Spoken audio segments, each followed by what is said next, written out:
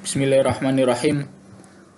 Perkenalkan, saya Dimas Ibrahim Salam dari Fakultas Agama Islam Universitas Ibnu Khaldun Bogor, Pendidikan Agama Islam. Di sini saya akan menyampaikan tentang ujian akhir semester 2 mata kuliah Islamic Worldview yang diampu oleh dosen Dr. Haji Ahmad Alim, LCMA.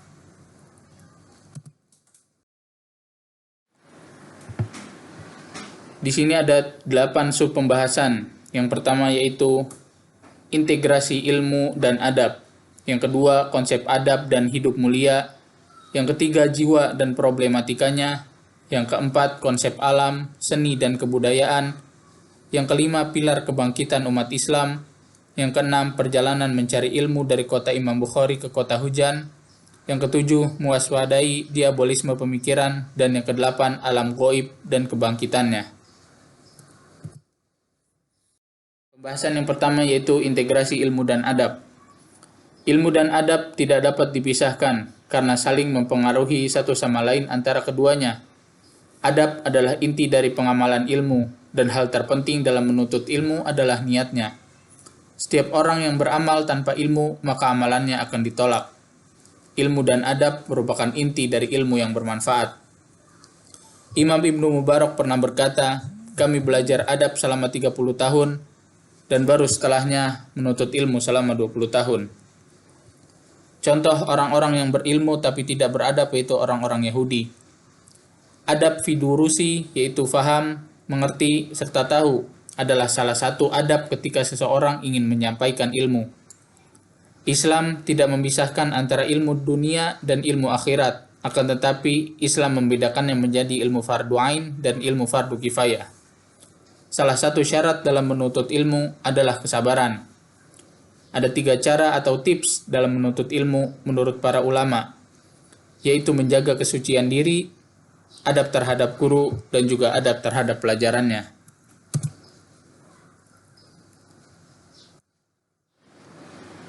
Pembahasan yang kedua yaitu konsep adab dan hidup mulia. Orang yang pandai atau berilmu tetapi tidak beradab atau perilakunya buruk bisa disamakan dengan seekor anjing. Tetapi jika anjing tersebut yang tadinya tidak ada harganya atau najis, apabila diajari dan dididik maka akan berharga. Seorang pengajar harus memiliki dan mencontohkan sikap yang baik terhadap murid-muridnya, juga dengan masyarakat, dan juga harus bersabar dalam mendidik serta menghadapi masalah yang ia dapatkan. Saat ini permasalahan dalam kehidupan zaman sekarang yaitu minimnya adab, perilaku, dan etika seorang manusia. Pendidikan dapat merubah segalanya, dan ilmu itu merupakan suatu hal yang berharga dalam kehidupan. Seburuk-buruknya makhluk, jika ia dididik dengan baik, maka ia akan berubah menjadi lebih baik. Allah Subhanahu wa Ta'ala akan meninggikan derajat seorang hamba dengan amalan kebaikan dan dengan Al-Quran, yaitu dengan mempelajari dan mengamalkannya. Dan Allah Subhanahu wa Ta'ala akan merendahkan seorang hamba bagi yang melakukan keburukan, maksiat, serta jauh dari Al-Quranul Karim. Pembahasan berikutnya yaitu jiwa dan problematikanya. Rasulullah SAW bersabda, "Dosa adalah sesuatu yang mengganjal di dalam hati dan enggan diketahui oleh orang lain atau manusia." Dosa, kemaksiatan akan mengganggu jiwa, hati, dan perilaku seorang mukmin. Metode mengobati jiwa manusia agar tidak lalai atau tidak tersesat dari jalan Allah, yaitu mengendalikan hawa nafsu atau syahwat, mengingat dan kembali kepada Allah, memilih lingkungan dan teman yang selalu bertakwa kepada Allah. Manusia jika sudah berada di jalan Allah, maka ia akan jauh dari kemaksiatan. Ketakwaan akan menjadi bekal dalam kehidupannya, serta akan melahirkan atau menghasilkan jiwa yang bersih dan mutmainnah. Kemudian konsep alam, seni, dan kebudayaan. Allah Azza wa Jalla menciptakan alam dan semesta jagat raya ini adalah untuk kemaslahatan manusia, agar manusia mengenal serta mengetahui Tuhannya. Allah Azza wa Jalla menciptakan alam ini tidak sia-sia, karena alam ini merupakan tanda-tanda kebesaran dan kekuasaan Allah Subhanahu wa Ta'ala. Seorang mukmin ketika melihat dan berinteraksi dengan alam ini hendaknya memuji Allah serta berkeyakinan bahwa Allah adalah sang pencipta dan pengatur semuanya. Ada 3 pembagian alam, yaitu yang pertama ada alam kosmologi, yaitu tingkatan benda mati. Yang kedua alam biologi, yaitu tingkatan hayat, tumbuhan atau hewan. Dan yang ketiga yaitu alam rohaniyah, yaitu tingkatan goib dan sosial. Kebudayaan berupa sosial, ekonomi, politik, ilmu pengetahuan, dan teknologi harus dengan syariat Islam. Manusia memerlukan seni dalam kehidupannya, tetapi semua itu berdasarkan nilai-nilai keislaman. Kemudian pembahasan yang berikutnya itu pilar kebangkitan umat Islam.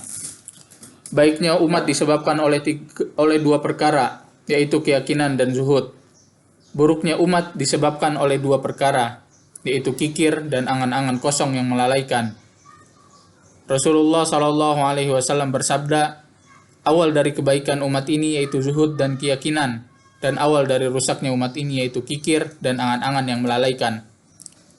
Kerusakan umat ini yaitu rusaknya keyakinan umat.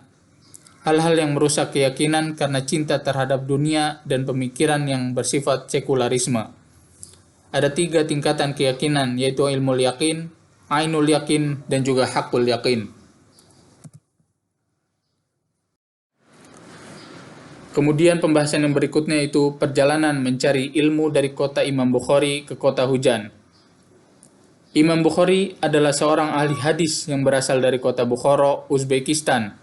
Beliau juga dikenal sebagai ulama ahli hadis dunia.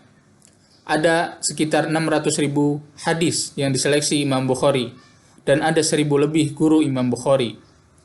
Salah satu cara Imam Bukhari mencari sebuah hadis yaitu harus bertemu dengan gurunya. Imam Bukhari sudah duduk di majelis ilmu untuk menghafal ilmu hadis sejak usia 10 tahun. Semangat yang tinggi tidak menghalangi Imam Bukhari dalam menuntut ilmu hadis, walaupun ia yatim dan terlahir dalam keadaan cacat. Imam Bukhari mendapatkan gelar Amirul Mukminin fil Hadis, yaitu seorang pemimpin atau ulama hadis tingkat tinggi. Imam Bukhari selalu melakukan perjalanan jauh keliling dunia untuk mencari sebuah hadis.